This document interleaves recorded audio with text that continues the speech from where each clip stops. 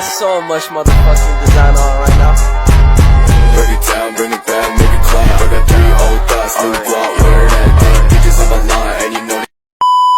Assalamualaikum warahmatullahi wabarakatuh. Perkenalkan, nama saya M. Rafli Agustama. NPM saya 2321010088. Saya di sini akan menjelaskan tentang fikih siasah. Yang terhormat Baginda Muhammad Irfan SH MSy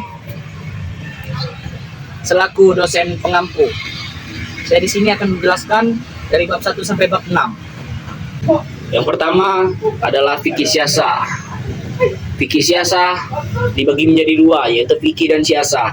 Fikih adalah pengetahuan mengenai hukum agama Islam yang bersumber dari Al-Quran dan Sunnah.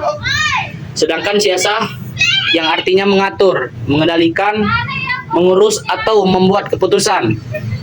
Jadi fikih siasah adalah pengetahuan ilmu hukum yang bersifat mengatur. Contohnya di Indonesia adalah undang-undang. Yang kedua, sumber kajian fikih siasah antara lain, yang pertama Al-Quran dan Sunnah.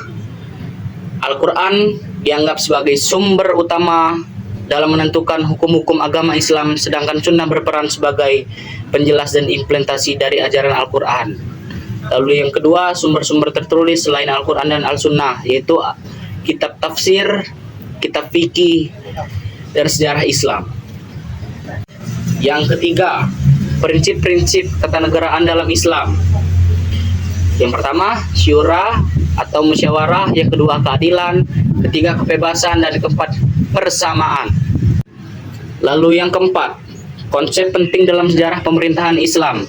Yang pertama, di masa Khulafaur Rasyidin. Di masa ini merupakan masa keemasan ekspansi dan integritas Islam. Dengan adanya ekspansi, seluruh wilayah Arab tunduk pada aturan Islam. Sebelum Nabi Muhammad SAW wafat pada tahun 623 Masehi. Lalu yang kedua, ada di masa dinasti Abbasiyah. Di saat kekuasaan dinasti Abbasiyah terus kehilangan pengaruh, para khalifah sesudahnya tidak dapat menghindari situasi ini.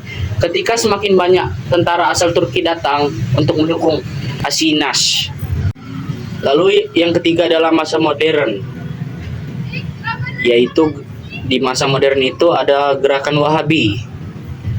Gerakan Wahabi adalah sebuah gerakan reformasi. Lalu yang kelima adalah siasah dusturiyah. Dalam secara bahasa, bahwa tujuan siasah adalah mengatur, mengurus, dan membuat kebijaksanaan pada suatu yang bersifat politisi. Kata dusturiyah berarti juga konstitusi. Jadi siasah dusturiyah adalah bagian dari fikih siasah yang membahas masalah perundang-undangan negara. Yang keenam, politik internasional. Politik internasional itu ada dua. Yang pertama, hubungan-hubungan internasional di waktu damai dan hubungan-hubungan internasional di waktu perang.